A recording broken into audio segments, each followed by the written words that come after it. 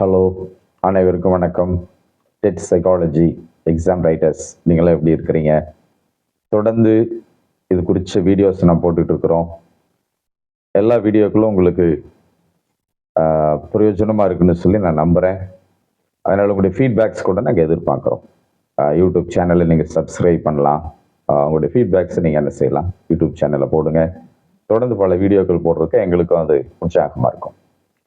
Okay, today we are going to learn about the unit 8. எட்டாவது unit பற்றி நம்ம படிக்க போகிறோம். இந்த topic of personality and assessment. அதாவது பர்சனாலிட்டினா எல்லாத்தையும் நமக்கு நன்றாக தெரியும். ஒரு தனி மனிதனுடைய ஆளுமை, தனி மனிதனுடைய அந்த சுபாவங்கள், இதெல்லாம் சேர்த்து நம்ம பர்சனாலிட்டின்னு சொல்லுவோம். ஸோ இன்றைக்கி நம்ம அதை படிக்க போகிறோம். Personality and assessment. You can see the board. Personality and assessment. அசஸ்மெண்ட்னால ஒரு மதிப்பீடு கொடுக்கறது, ஒரு வேல்யூஷன் கொடுக்கறது. ஸோ தனி மனித அவனுடைய ஆளுமையினுடைய மதிப்பீடு என்று சொல்லலாம். Personality assessment is a crucial area in psychology that involves measuring individual differences in personality traits and understanding their implications in various contexts. தமிழில் அதனுடைய அர்த்தம் என்னவென்றால், பர்சனாலிட்டி அசஸ்மெண்ட் என்பது ஒருவருடைய தனிப்பட்ட சிறப்பம்சங்களை அளவிடுவதையும் அவற்றினுடைய பல்வேறு சூழல்களில் உள்ள விளைவுகளை புரிந்து கொள்வதையும் குறிக்கும் ஒரு உளவியல் பகுதிதான் இந்த பர்சனாலிட்டி அண்ட் அசஸ்மெண்ட் என்பதாகும். நான் சொன்னது உங்களுக்கு விளங்கி இருக்குன்னு சொல்லி நான் நினைக்கிறேன். ஓகே, இந்த பர்சனாலிட்டி அசஸ்மெண்ட்ல நிறைய சப்டிவிஷன்ஸ் இருக்கு. அதை நாம் என்ன செய்யலாம், கற்றுக்கொள்ளலாம். Just we are going to see an overview of personality assessment. இது குறித்த ஒரு கண்ணோட்டத்தை கூட நம்ம என்ன செய்யலாம், பார்க்கலாம். What is personality assessment? Just we can see an overview for your understanding. Okay, the first one, it refers to the methods and tools used to evaluate and measure individual personality traits, behaviors and characteristics. That it refers to the methods of tools used to evaluate and measure individual personality traits. ஒரு தனி மனிதனுடைய ஆளுமையை மதிப்பீடு செய்வதற்குண்டான அந்த வகைகள் இல்லை அந்த கருவிகள் எல்லாம் பற்றி படிப்பதாகும். அது மாத்திரமல்ல, அவருடைய பிஹேவியர்ஸ், அவருடைய நடத்தைகள், அவருடைய கேரக்டர்ஸ், அவருடைய குணாதிசயங்களை பற்றி அளவிட்டு படிப்பது தான் இந்த பர்சனாலிட்டி அசஸ்மெண்ட் ஆகும். அதாவது உதாரணத்துக்கு இப்படி சொல்லனா, ஒருத்தருடைய கேரக்டர், அவர் குட் கேரக்டரா இல்லை பேட் கேரக்டரா, இல்லை அவருடைய பிஹேவியர்ஸ், அவருடைய நடத்தைகள், டிசிப்ளினா இருக்காரா இல்லை இன்டிசிப்ளினா இருக்கிறாரா, இதையெல்லாம் மதிப்பீடு செய்கிறதுக்காக ஒரு டீச்சர் எப்படி மாணவனுடைய பேப்பரை கரெக்ஷன் பண்றாங்களோ அது மாதிரி ஒருத்தருடைய நடவடிக்கைகளை பார்த்து நம்ம இவாலுவேட் பண்றது, அது எல்லாமே இதுல அடங்கும். Okay, the next point is it aims to provide insights into how these traits influence behavior in different situations. அதாவது பல வகையான சூழ்நிலைகளிலே அவருடைய நடத்தைகளை பார்த்து அதை கண்காணிச்சு அவருடைய அந்த உள் உணர்வுகள் என்ன, அவருடைய கேரக்டர் என்ன என்பதை குறித்து நாம தெரிந்து கொள்வதற்கு இந்த அசஸ்மெண்ட் ரொம்ப யூஸ்ஃபுல்லாக இருக்கும். And also it is essential for various applications. அப்படி நம்ம அதை கண்டுபிடித்த பிறகு, மதிப்பீடு செய்த பிறகு, நமக்கு அது நிறைய விஷயங்களுக்கு அது யூஸ்ஃபுல்லாக இருக்கும். இன்க்ளூடிங் கிளினிக்கல் சைக்காலஜி, மருத்துவ உளவியல் என்று எடுத்துக்கொண்டால் அதற்கு அது பயன்படுவதாக இருக்கும். ஆர்கனைசேஷனல் பிஹேவியர், அவருடைய நிர்வாகத்தில் அவருடைய நடத்தைகள், அவருடைய செயல்பாடுகள் எப்படிங்கிறது பார்த்துட்டு அதற்கு நமக்கு உதவியாக இருக்கும். அண்ட் எஜுகேஷனல் செட்டிங்ஸ், கல்வி சம்பந்தப்பட்ட விஷயத்துல அவர் எப்படி அமைக்கப்பட்டவராக இருக்கிறார் என்பதான பல வகையில மதிப்பீடுகள் செய்கிறது தான் இந்த பர்சனாலிட்டி அசஸ்மெண்ட் என்று சொல்றது. Okay, the major determinants of personality. தனி மனிதனுடைய அந்த சுபாவத்தினுடைய முக்கிய தீர்வுகள் அப்படி அவர் கண்டுபிடிச்ச பிறகு, அதாவது அவங்களுடைய கேரக்டர் பிஹேவியர்கள் எல்லாம் அவருடைய அசஸ்மெண்ட் கண்டுபிடிச்ச பிறகு அது எப்படி தீர்வு செய்யறது, முதலாவது தேர்வு செஞ்சுட்டு பிறகு எப்படி தீர்வு செய்கிறதுங்கிறதுக்கு தான் இந்த மேஜர் டிட்டர்மினன்ட்ஸ் ஆஃப் பர்சனாலிட்டி என்ற தலைப்பில் நாம் பார்க்க போகிறோம். Yes, read the topic, major determinants of personality. Okay, இதுல நிறைய விஷயங்கள் சம்மந்தப்பட்டதா இருக்கும். ஃபர்ஸ்ட் நம்ம பார்க்கும் பொழுது ஹெரிடிட்டி கண்டுபிடிக்கலாம். தி ஹெரிடிட்டி ஃபேக்டர்ஸ். ஹெரிடிட்டி மீன்ஸ் மரபணுக்கள், அதாவது வம்சாவளியா வர்றது. ஹெரிடிட்டின்றாலே வம்சாவளியா வர்றது, பரம்பரையா. Genetics play a significant role in determining personality traits. ஒருத்தருடைய அந்த ஆளுமையினுடைய அந்த கண்டுபிடிப்புகள், அதை நாம அசஸ்மெண்ட் பண்ணி பார்க்கும் பொழுது அப்படி பார்ப்பதற்கு ஜெனட்டிக்ஸ் ரொம்ப அவசியமா இருக்கு. Genetics place a significant role in determining. அதாவது முக்கியமான ஒரு ரோல் எடுத்துக்குது இந்த ஜெனட்டிக்ஸ். வாட் இஸ் ஜெனட்டிக்ஸ் நான் ஏற்கனவே சொல்லிட்டேன். பாரம்பரியமா இருக்கிற அந்த மரபணு, அது ஒருத்தருடைய பர்சனாலிட்டியை பார்க்கும் பொழுது கண்டிப்பா அது அவங்களுடைய வம்சாவளியா வந்திருக்கிற ஒரு பர்சனாலிட்டி. இப்போ உதாரணத்துக்கு இப்படி ஒரு வியாதி எடுத்துக்கலாமே, இன்னைக்கு சுகர்னு சொல்றாங்க. சுகர் ஒருவேளை அவங்களுடைய அப்பாவுக்கு இருந்துச்சுன்னா மகனுக்கு இருக்கு, அவருடைய பிள்ளைகளுக்கு போகுது. ஒரு தொற்று வியாதி மாதிரி, வம்சாவளியாய் தொடர்ந்து வருகிற அந்த ஒரு வியாதி மாதிரி சில பிஹேவியர், சில கேரக்டர்ஸ், சில ஸ்டைல்ஸ் பார்க்கும் பொழுது அவங்களுக்கு பரம்பரையாய் தொற்றி கொண்டு வருகிறது போல இருக்கும். இதை நம்ம அதில் கண்டுபிடிக்கலாம். சில வேளை இப்படி சொல்லுவாங்க இல்லையா, அப்பாவை போல பிள்ளைன்னு சொல்லுவாங்க, இல்லை ஒரு தாயை போல பிள்ளைன்னு சொல்லுவாங்க. So it is coming from the heredity. such as temperament, certain characters நம்ம கண்டுபிடிக்கலாம். certain characters, சில குறிப்பிட்ட குணங்கள் அவருடைய தகப்பன் இல்லை தாய்கிட்ட இருந்து ஒட்டி கொண்டு வந்தது போல இருக்கலாம். the reflection of the parents, the exposing characters of the parents. அடுத்து பார்க்கிறோம் அவருடைய டெம்பரமெண்ட், அதாவது அவருடைய மனப்போக்கு. ஆங்கிலத்தில் டெம்பரமெண்ட் அப்படிங்கிறது இப்போ தமிழ்ல மனப்போக்குன்ற அர்த்தம். அண்ட் ஆல்சோ தி ப்ரீடிஸ்போசிஷன்ஸ், அதாவது சுயநிலை முன்னுரிமைகள் ஆஃப் தி பிஹேவியர்ஸ். அந்த அவருடைய நடத்தைகள் முன்னோர்கள்ட்டிருந்து வந்ததாக இருக்கும், அவருடைய குணங்கள் முன்னோர்கள்ட்டிருந்து வந்ததாக காணப்படும். And also it can be inherited from parents. அதிகமாக 190% it is inherited from the parents. பெற்றோர்களிட்டிருந்து பிள்ளைகளுக்கு வந்ததாக இருக்கும். And also research on twins and families has shown that many personality traits have a genetic basis. அதாவது இப்போ ஒரு வீட்டில் ஒரு இரட்டையர்கள் பிறக்கிறார்கள் என்றால் அந்த பிள்ளைகளுடைய குணங்களை பார்க்கும் பொழுது கூட it is from the parents. அவங்களுடைய முக செயல்களை பார்க்கலாம், அதாவது இன்னர் கேரக்டரும் பார்க்கலாம், அவுட்டர் லுக்கில் அவங்களுடைய பாடியோடைய அந்த இமேஜஸும் பார்க்கலாம். For example the nose, the eyes, முக பாவனைகள், the face cuts எல்லாமே அவங்க முன்னோர்கள் யாராவது அப்படி இருந்திருப்பாங்க. So these are all called the heredity factors. Heredity factors, மரபணு சம்பந்தப்பட்ட காரணங்கள். ஓகே, இந்த பகுதி உங்களுக்கு புரிஞ்சிருக்குன்னு சொல்லி நான் நினைக்கிறேன். The next we are going to see about the environmental factors. Environmental என்றால் சுற்றுச்சூழல்கள் காரணங்களா இருக்கலாம். The environment in which an individual is raised significantly influences personality development. The environment in which an individual is raised significantly influences the personality development. This includes family dynamics, social interactions, and educational experiences. Environmental factors shape how individuals perceive the world and respond to the various situations, contributing to their unique personality traits. தமிழில் அர்த்தம் சொல்ல உங்களுக்கு அது புரியுன்னு நினைக்கிறேன். What are the environmental factors? நம்முடைய சுற்றுச்சூழல்கள் அது ஒரு காரணமாக இருக்கலாம். சுற்றுச்சூழல்கள் என்றால் என்னது? The family dynamics, அவங்களுடைய குடும்ப சூழ்நிலைகளை பார்க்கலாம். குடும்பத்தினுடைய அந்த அட்மாஸ்பியர், குடும்ப சூழல்கள். And the social interactions, வெளியே சமுதாயத்தில் இருக்கிறதான தொடர்புகள், அதை குறித்து பார்க்கலாம். எஜுகேஷனல் எக்ஸ்பீரியன்சஸ், அவங்க உடைய கல்வி சம்பந்தமான விஷயங்கள். இப்படி நம்ம ஒவ்வொரு விஷயத்தையா ஒவ்வொரு ஸ்டேஜா நம்ம பார்க்கும் பொழுது அந்த என்வாயர்மெண்டல் ஃபேக்டர்ஸ் அவங்ககிட்ட இருந்து நம்ம என்ன செய்யலாம், கண்டுபிடிக்கலாம். அதாவது ஒருத்தருடைய பேக்ரவுண்ட் ரொம்ப அவசியம்னு சொல்லுவார்கள். இப்போ உதாரணத்துக்கு என்னுடைய வகுப்புகளில் நான் அதிகமாக ஆங்கிலத்தில் பேசிக்கொண்டே இருப்பது உண்டு.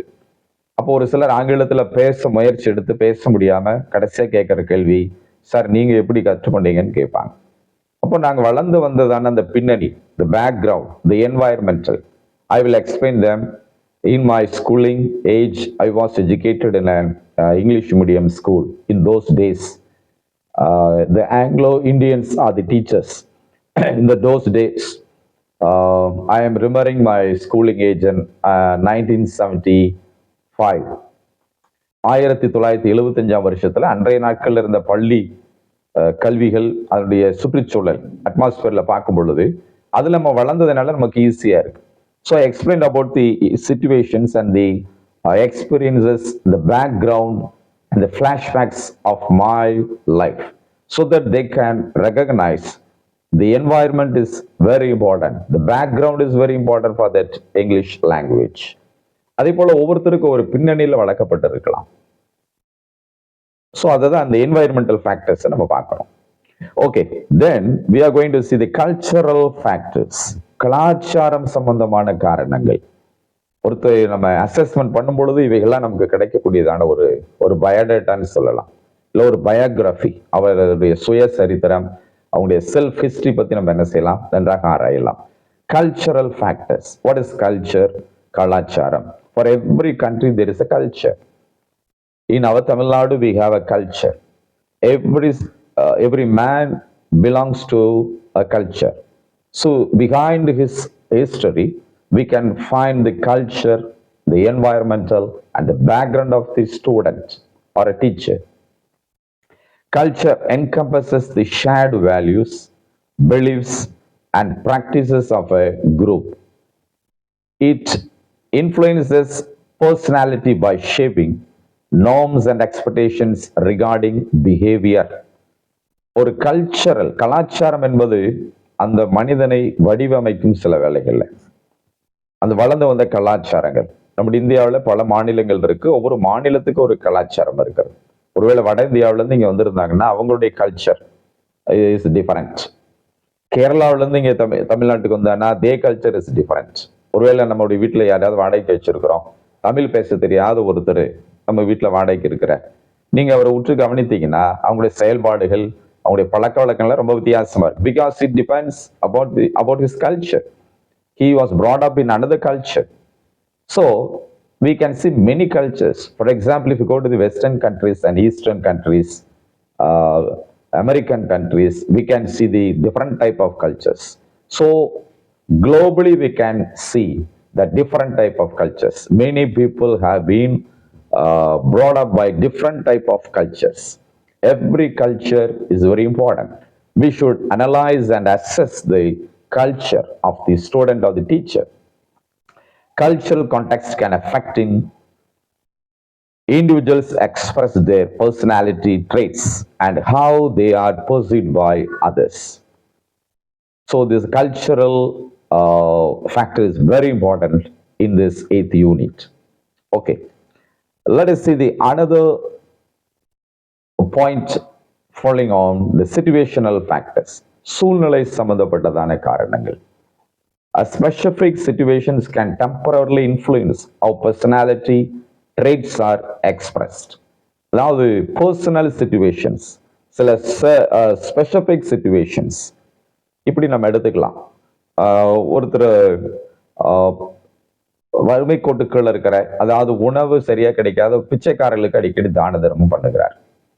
அப்ப அவர் ஏன் அந்த குறிப்பிட்ட ஒரு வேலையை தொடர்ந்து செய்கிறார் அப்படின்னு சொல்லி அவர் விசாரிச்சுன்னு சொன்ன பண்றார். அவர் சொல்லுவார், நான் சிறு வயசா இருக்கிறப்போ சாப்பாட்டுக்கு நிறைய கஷ்டப்பட்டு இருக்கிறேன், ஒருவேளை சாப்பாட்டுக்கு ரொம்ப கஷ்டப்பட்டு இருக்கிறேன், அதனால நான் பசியா இருந்தது போல பிறர் பசியா இருக்கக்கூடாது, பசியா இருக்கிறவங்களுக்கு உணவு நான் கொடுக்கணுங்கிற ஒரு தீர்மானத்தை அவர் எடுத்திருக்கிறார். So this is the situational factor. This is the situation that the man passed in his experienced in his life. So everyone have a situation. The situation will give an impact in his life. The situation tries to change the heart and the heart desire of the teacher or a student. For example, an individual may behave differently in formal setting compared to casual gathering. Suppose we can see the man who behaves in his room and the behavior in the public area.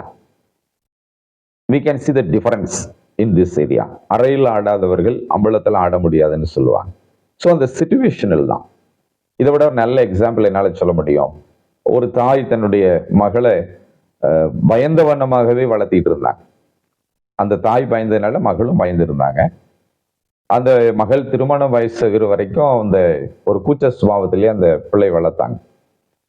So with inferiority complex, with the spirit of shyness, the child was nursed up to her age of 20.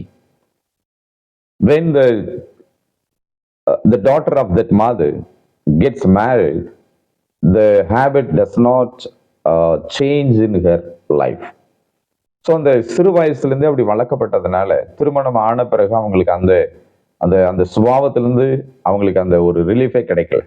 Because the situation. In some families we can see the children is nursed by the father's side and the children is nursed by the mother's side. So the situation will make the person to get a good experience. So இந்த விஷயத்தில் இந்த சிச்சுவேஷனை பற்றி நம்ம அதிகமாக யோசிக்கும். These situation factors highlight the fluidity of personality and how it can adapt to different contexts. So I believe that all these points will be very helpful for you. The major determinants of the personality. The first one is heredity factors, மரபணு காரணங்கள். The second one is environmental factors, சுற்றுச்சூழல் காரணங்கள். The third one is cultural factors, கலாச்சார காரணங்கள். The fourth one is situational factors, சூழ்நிலை காரணங்கள். So I believe that you can recognize and you can take notes also in your notebook. The viewers, the video viewers, you can take a note making so that you can gather the key points of the lessons and you can easily attend your exam. Okay, let us see the next topic, theories of personality. Theories of personality. இந்த ஆளுமை, personality என்றால் இன்னொரு வேர்ல ஆளுமைன்னு கூட சொல்லலாம். இந்த ஆளுமை பற்றிய கோட்பாடுகள் அதை குறித்து நம்ம பார்க்கலாமே. The first theory of the personality is the psychodynamic theory. You can repeat with me. எல்லாரும் என்னோட சேர்ந்து கூட நீங்க சொல்லலாம். இந்த வேர்ட்ஸ் கொஞ்சம் ஸ்பெல் பண்றது கஷ்டமா இருந்தாலும் நம்ம அதை சொல்லி தான் பார்க்கணும். Psychodynamic. See the letters in the board. Psychodynamic theory. தமிழில் அதனுடைய அர்த்தம் என்னவென்றால் மனோ இயக்கவியல் கோட்பாடுகள். சைக்கோ என்றால் மனோ தத்துவ சார்ந்ததுதான், உளவியல். ஸோ மனோ இயக்கவியல் கோட்பாடுகள். What is that psychodynamic? I will give the definition. Learning about the psychodynamic theory, which explains human behavior based on unconscious process and past conflicts. எல்லாம் கவனிக்கணும். It explains human behavior based on unconscious. அதாவது சுய நினைவு இல்லாத பொழுது, நினைவில் இல்லாத சில சம்பவங்கள், அதனுடைய செயல்பாடுகள், அது மாத்திரமல்ல கடந்த காலதான முரண்பாடுகள் அல்லது போராட்டமான ஒரு வாழ்க்கை, கஷ்டங்கள், கஷ்டம், துன்பம், ரொம்ப ஒரு டைட்டான சிச்சுவேஷன்ஸ், இதெல்லாம் பார்க்கிறதா psychodynamic theories. We should learn from the past also. Yes, there are three important tenses, past tense, present tense and future tense. அதாவது இப்படி சொல்லலாம், நேற்று, இன்று, நாளை. ஸோ நேற்றைய தினம் அது சரித்திரத்துக்கு சொந்தம்னு சொல்லுவார்கள். இன்றைய தினம் நமக்கு சொந்தம், நாளை தினம் அது கடவுளுக்கு சொந்தம்னு சொல்லுவார்கள். So we are in the three tenses. The past tense is very important. We can gather the experience from the past experiences, the past days, the past year, from yesterday's life. We can take some experiences and we can implement for today's life, and we can save that experiences for the tomorrow's life also. The second theory is called trait theories, பண்பு கோட்பாடுகள். Trait என்றாலே பண்புகள், TRAIT, TRAIT, பண்பு கோட்பாடுகள். A distinguishing quality is a personal character. What is that trait theory? A distinguishing quality as a personal character. ஒரு தனிப்பட்ட மனுஷனுடைய பண்புகளை பார்க்கிறதான் இந்த ட்ரெய்ட் தியரிஸ்ன்னு சொல்லலாம். எஸ், பண்புகள் ரொம்ப அவசியம். Trait is very important. The principles, the character, the styles, the behaviours, the speech style, the morals, everything. If you see a man, you can find all these things. You can find out the personal character. In a person, we can see a good character and a bad character. Sometimes the good character will give more clarity, and we can say as a golden character. In a person, we can see minus and plus also. Likewise, we should search something from the person, whether he is a good man or a bad man. If he does always the good things, he is called as a good man. If he does always the bad things, he is called as a bad man. So the character is very important to give a good name or a bad name. A distinguishing quality of a personal character. So every teacher, you should have that knowledge, this talent to recognize from the students also. For example, in your class, there are 50 students or 30 students. You should give every detail for every student. As we have the MIS number according to our government rule, for every student there is an MIS number. For every student there is an Aadhaar card. For every student you should put a profile. For every student you should have a progress card. For every student you should put a separate chair for the student. Likewise, there is a separate character for every student. A teacher should recognize the good character and bad character from the students. Once I was teaching in a class in a 5th standard. The 5th standard's class leader, the English leader, complains about the boys. What is her complaint means? Sir, these boys are not obeying. These boys are not writing the homework. So I am complaining about the boys. After that, I did a thing. Okay, let the boys come. All the 20 boys came front. And the leader and myself, we did one thing. Now we are going to separate the group, the disciplined boys, indisciplined boys. ஒழுக்கமா இருக்கிற மாணவர்களை தனியாகவும் ஒழுக்கம் இல்லாத பிள்ளைகளை தனியாகவும் பிரிக்கணும்னு ஒரு விளையாட்டுக்காக ஒரு கேம் வச்சோம். அப்படி இருக்கிறப்போ ஒரு 5 பேர் ஒழுக்கமான டீம்ல வந்துட்டாங்க. மீதி இருக்கிற மாணவர்கள் எல்லாரும் ஒழுக்கம் இல்லாத ஒரு டீமுக்கு போயிட்டாங்க. So why they belong to that team? Because of the character, because of the behavior. If the leader says, the student should obey. Where there is disobedient, there is indiscipline. So this is called the trait theories. Okay, let us go for the third theory, humanistic theory. Humanistic theory. மனித நேய கோட்பாடுகள். Humanistic is very important. Humanism is very important. The idea that people do not need a God or religion to satisfy their spiritual and emotional needs. Humanistic means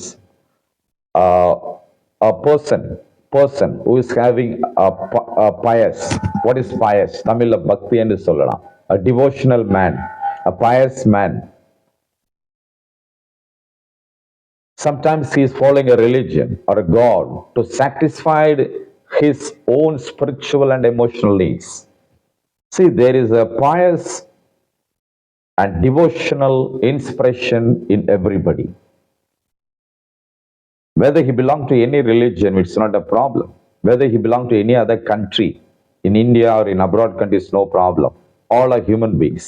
In the humanism, it is said that every human is having a pious, a devotional habit, seeking God in his spirit. Whether he have a body, soul, and spirit, his spirit is eager to search the God things, the godly things.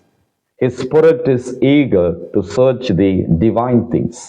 And also, he is submitting his total body to dedicate for the God. Sometimes we can see the people, the devotees going holy walk on the roads. For 100 kilometers, they are walking, doing a holy walk in the roads to reach the God. In this season, they will wear the yellow color dress or any color. It is a devotional color according to their decision. So ஒவ்வொரு மனிதனுக்குள்ளும் ஒரு பக்தி உணர்வு அவனுக்குள்ள இருக்கிறது. கடவுளை தேடுகிற ஒரு பக்தி, இல்லை அவனுடைய இருக்கிற மதத்துல பக்தியா இருக்கிறதான ஒரு உணர்வு அவனுக்குள்ள இருக்கிறத ஹியூமனிட்டிக் தியரி என்று நாம் சொல்லலாம். Okay, the next one is the social cognitive theories. சமூக அறிவாற்றல் கோட்பாடுகள். The process by which people perceive, think about, interpret, categorize and judge their own social behavior and those of others. அதாவது தனக்குள்ள இருக்கிற தவறுகளே அவங்க சரி செய்யணும். காலையிலேருந்து சாயங்காலம் வரைக்கும் என்ன செஞ்சோம்னா ஒவ்வொன்றா அந்த செயல்பாடுகளை நம்ம அதை ஒரு தடவை கால்குலேட் பண்ணிட்டு இது சரி இது தவறு அப்படிங்கிற அந்த ரெகக்னேஷன் இருந்துச்சுன்னா ரொம்ப நல்லா இருக்கும். அதே போல பிறரிடத்துல செய்யலாம். அவன் செஞ்சது தவறு, இவர் செஞ்சது தவறுன்னு எப்படி நம்ம ஜட்ஜ் பண்றோம்? It is called social cognitive theory. சமூக அந்த அறிவாற்றல் கோட்பாடுகள் இதை சார்ந்ததாக இருக்கிறது. Okay, the next one is biological theory. Biological உயிரியல் கோட்பாடுகள். உயிரியல் கோட்பாடுகள்.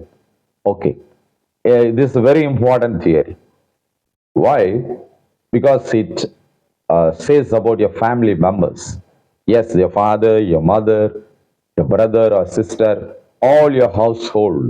Household என்றால் உங்களுடைய குடும்பத்தை சேர்ந்த நபர்களோடு சம்பந்தப்பட்ட விஷயமா இருக்கிறனால this is very important theory.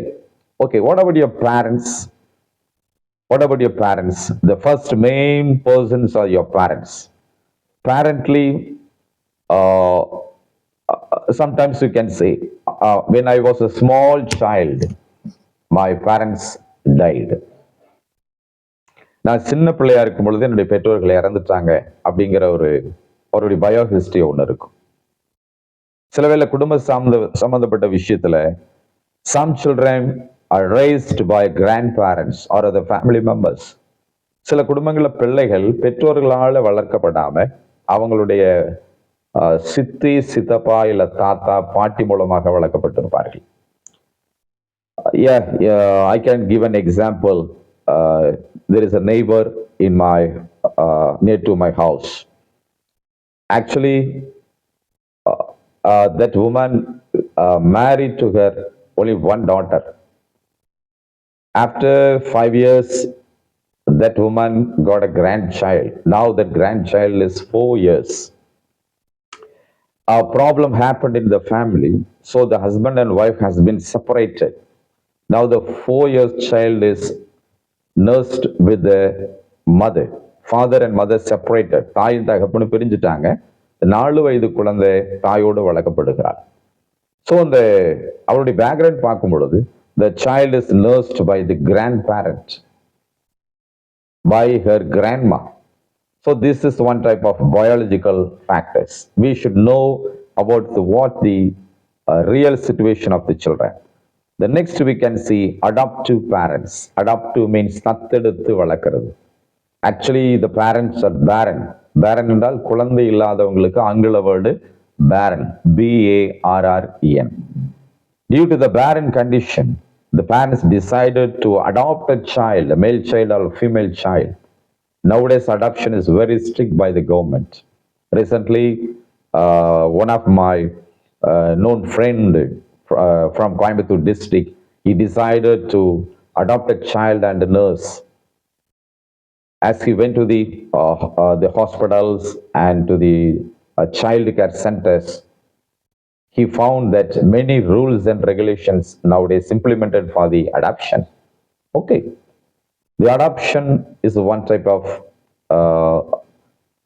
experience. We can learn from the adopting a child and the experiences. தத்தெடுத்து வளர்க்குற பெற்றோர்களை பார்க்குறோம். இன்னும் நிறைய விஷயங்களை நம்ம படிக்கலாம். ஃபேமிலி மூலமாக சப்போர்ட்ஸ் இருக்கலாம், இல்லை பிரிக்கப்பட்ட ஃபேமிலி, வறுமையில் இருக்கிறதான ஒரு ஃபேமிலி. ஸோ இந்த பயாலஜிக்கல் ஃபேக்டர்ஸ் என்ன நம்ம கண்டுபிடிச்சோம் என்றால் it will be very nice. Okay, at last we are going to see the sixth factor is evaluationary theory. பரிணாம கோட்பாடுகள். What is evaluation? Developing a product, service or process by making many gradual changes. அதாவது ஒரு விஷயத்தை வளர்ச்சிக்கு நேராக கொண்டு போறது, அது வளர்ச்சி அடைய வேண்டும் என்று அது முயற்சி செய்வது. That is called evaluationary. For example, ஒரு ஸ்கூல் ஆரம்பிக்கிறீங்க, ஒரு பிளே ஸ்கூல் மாதிரி ஆரம்பிக்கிறீங்க. அந்த ஸ்கூல் அப்படியே விட்டுற முடியாது. எல்கேஜியில் வர்ற பிள்ளைகள் அடுத்து யூகேஜி போவாங்க, அடுத்து ஃபர்ஸ்ட் ஸ்டாண்டர்ட், செகண்ட் ஸ்டாண்டர்ட், படிப்படியாக கொண்டு போகணும். ஒருவேளை 5ஆம் கிளாஸ் வந்துருச்சுன்னா the school should be upgraded as a elementary school. From primary to elementary. 8th வந்துருச்சுன்னா அப்புறம் 10th வரும்.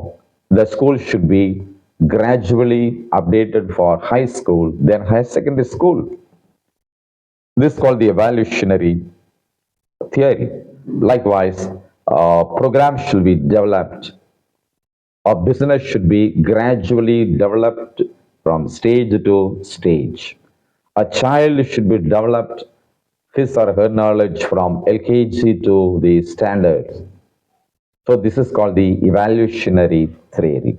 Okay, very happy to share all these theories with you.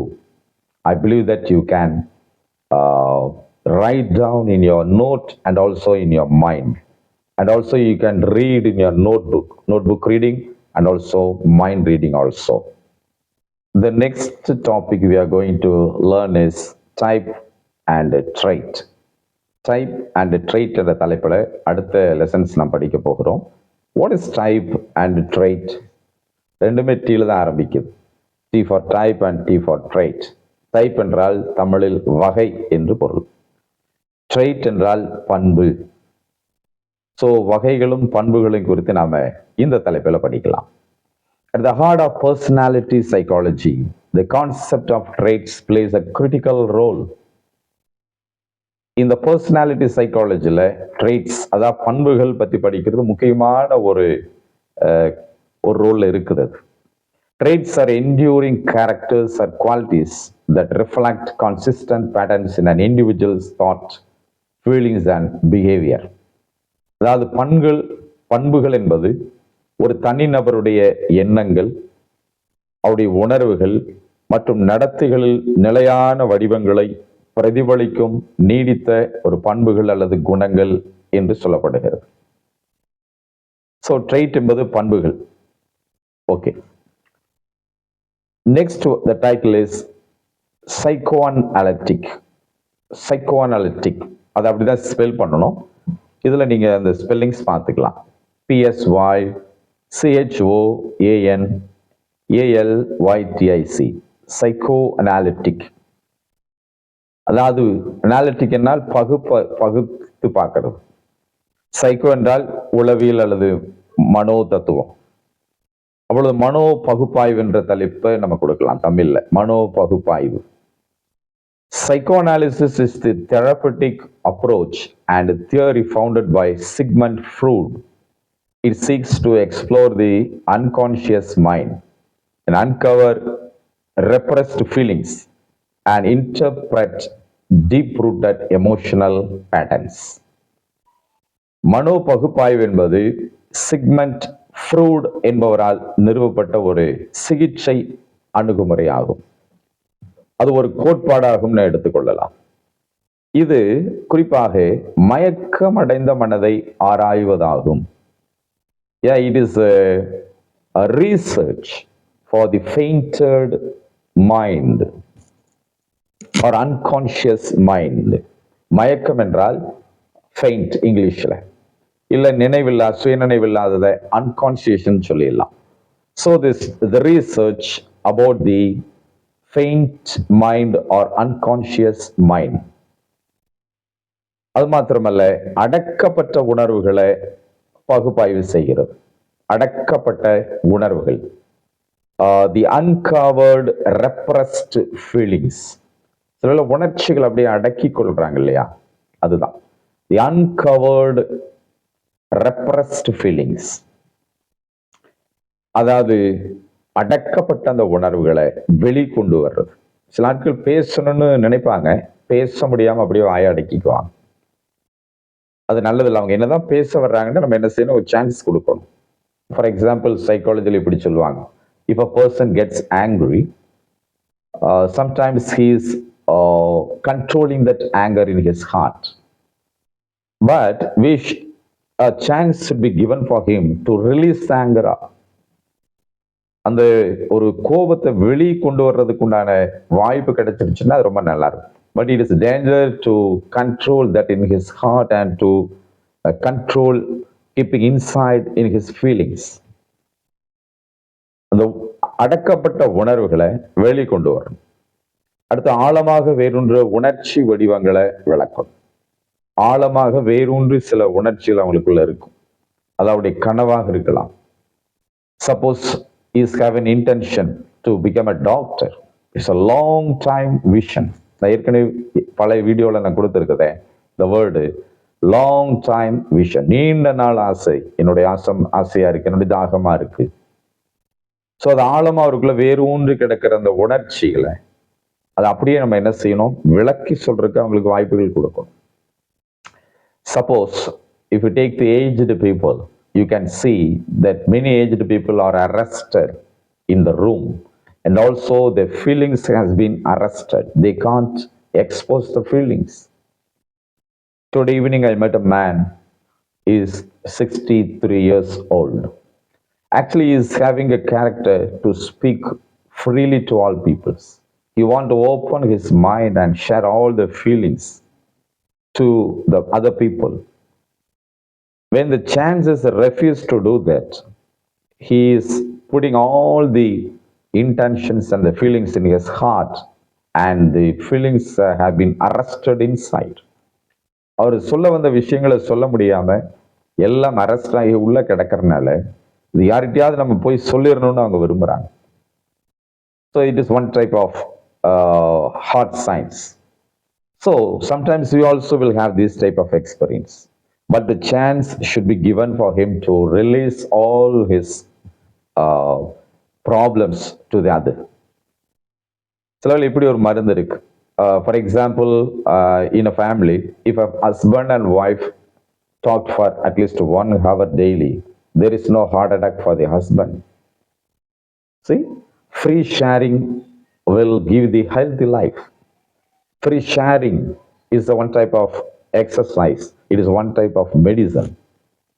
So the மனோ பகுப்பாய்வு என்பது இதுதான். The next we can see the assessment of personality. Personality assessment. Assessmentனா பகுப்பாய்வு, மதிப்பீடு செய்யறதுன்னு ஏற்கனவே நம்ம படிச்சோம். The personality என்றால் ஆளுமை, ஆளுமையினுடைய மதிப்பீடுகள். Personality assessment in psychology involves measuring individual traits and behaviors to gain insights into a person's psychological makeup, guiding personal development and professional applications. In Tamil, I can say like this: உளவியலில் ஆளுமை மதிப்பீடு என்பது ஒரு நபரின் உளவியல் அமைப்பை பற்றிய நுண்ணறிவுகளை பெற தனிப்பட்ட பண்புகள் மற்றும் நடத்தைகளை அளவிடுதல் ஆகும். அது மட்டுமல்ல, தனிப்பட்ட வளர்ச்சி மற்றும் தொழில்முறை பயன்பாடுகளுக்கு வழிகாட்டுதல் ஆகியவற்றை உள்ளடக்கியதுதான் இந்த ஆளுமை மதிப்பீடு என்பதாகும். The personal assessment is very important, very important. It should be learned by the teachers.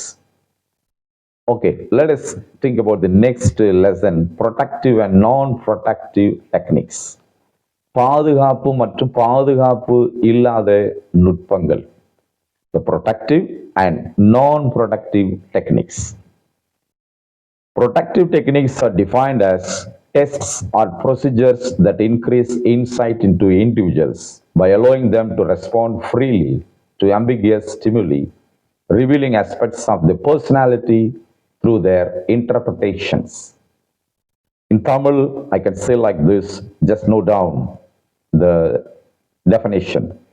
தெளிவற்ற தூண்டுதல்களுக்கு சுதந்திரமாக பதிலளிக்க அனுப்புவதன் மூலமாக தனிநபர்களை பற்றி நுண்ணறிவை அதிகரிக்கும் சோதனைகள் அல்லது நடைமுறைகள், அவருடைய விளக்கங்கள் மூலமாக அவருடைய ஆளுமையின் அம்சங்களை வெளிப்படுத்துதல் என திட்டங்கள், நுட்பங்கள் என வரையறுக்கப்படுகிறது. This definition falls under the title of the protective and non-protective techniques. பாதுகாப்பு மற்றும் பாதுகாப்பு இல்லாத நுட்பங்கள் அடிப்படையில் இந்த டெஃபினேஷன் வருகிறத நீங்க நோட் பண்ணிக்கலாம். Okay.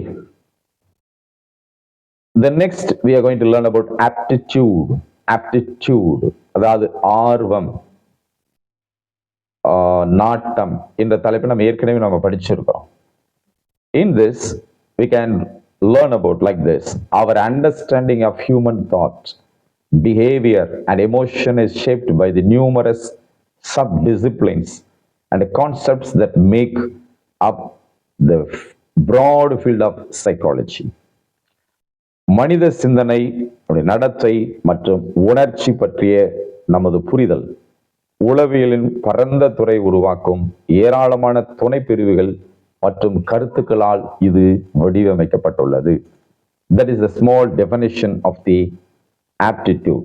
ஆர்வத்துக்குண்டான சிறிய விளக்கம் அவ்வளவுதான். Okay, the next types of measurement. Types of measurement. அதாவது அளவீடு செய்கிறதான வகைகள் அது என்பது குறித்து நம்ம பார்க்கலாம்.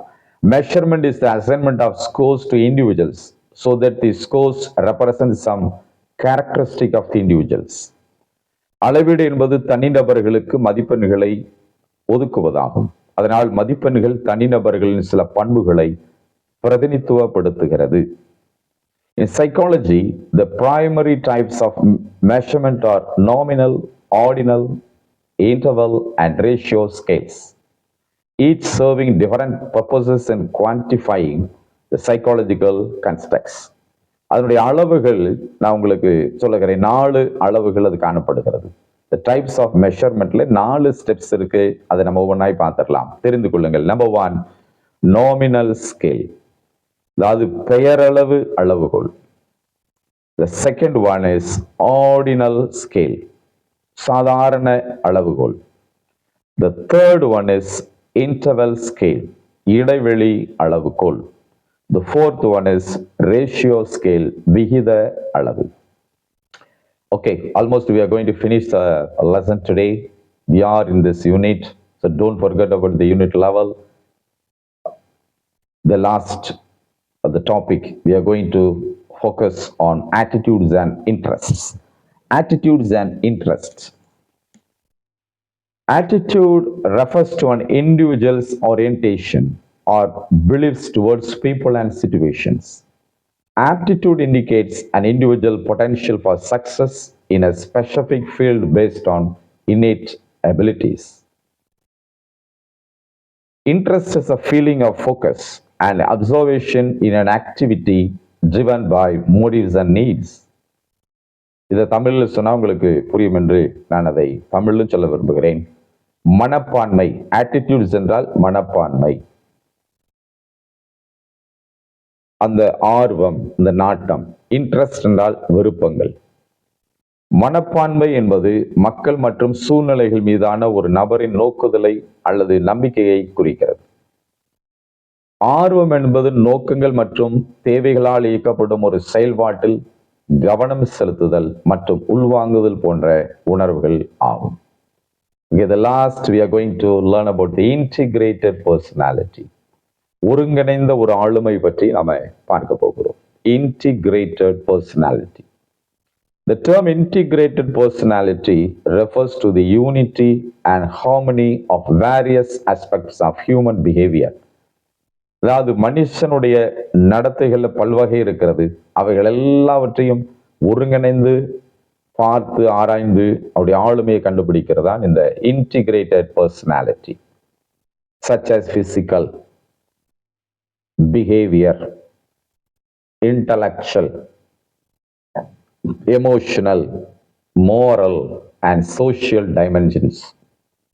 புரியுதுங்களா? இதையெல்லாம் ஒருங்கிணைந்து பார்க்கணும். ஹியூமன் பிஹேவியர், மனிதனுடைய நடத்தைகள், பிசிக்கல், உடல் சம்பந்தமாக, இன்டலெக்சுவல், அறிவு சம்பந்தமாக, எமோஷனலி, உணர்ச்சி சம்பந்தமாக, மோரலி, ஒழுக்க நன்னடத்தை ரீதியாக, சோஷியல் டைமென்ஷன்ஸ், சமுதாயத்தில் அவர் எப்படியெல்லாம் எந்த பரிமாணங்கள் இருக்கிறார் என்பது பல வகையில ஒருங்கிணைந்து பார்க்கிறதான் ஒருங்கிணைந்த ஆளுமை. ஓகே, உங்களுக்கு புரிஞ்சிருக்குன்னு சொல்லி இது நான் நினைக்கிறேன். Okay, now we are going to ask questions as usually. ரெகுலரா நாம சப்ஜெக்ட் முடிக்கும் பொழுது கேட்கிற கேள்விகளை இப்பொழுது நான் கேட்கிறேன். நீங்க கேள்விகள் கேட்டு ஆன்சர் பண்றதுக்கு ரெடியா இருக்கலாம். Okay, the first one, personality and assessment. தனி மனித அல்ல அந்த ஆளுமையுடைய சுபாவ மதிப்பீடு என்பதை நம்ம படிச்சோம். அதை நீங்க டெஃபினேஷன் கொடுக்கலாம். Number 2, what are the major determinants of personality? தனி மனித சுபாவ முக்கிய தீர்வுகள் என்ன என்பதை குறித்து நம்ம பார்த்தோம் இல்லையா? அதை குறித்து நீங்க சொல்லலாம். லாஸ்ட் நம்ம படிச்சது psycho analytic. What is psycho analytic? அதுக்கு நீங்க விளக்கம் சொல்லலாம். So you are asked to answer for these 3 questions. Now we are going to finish the 8th unit and we are going to continue in the 9th unit. Let us see in the next video. Thank you.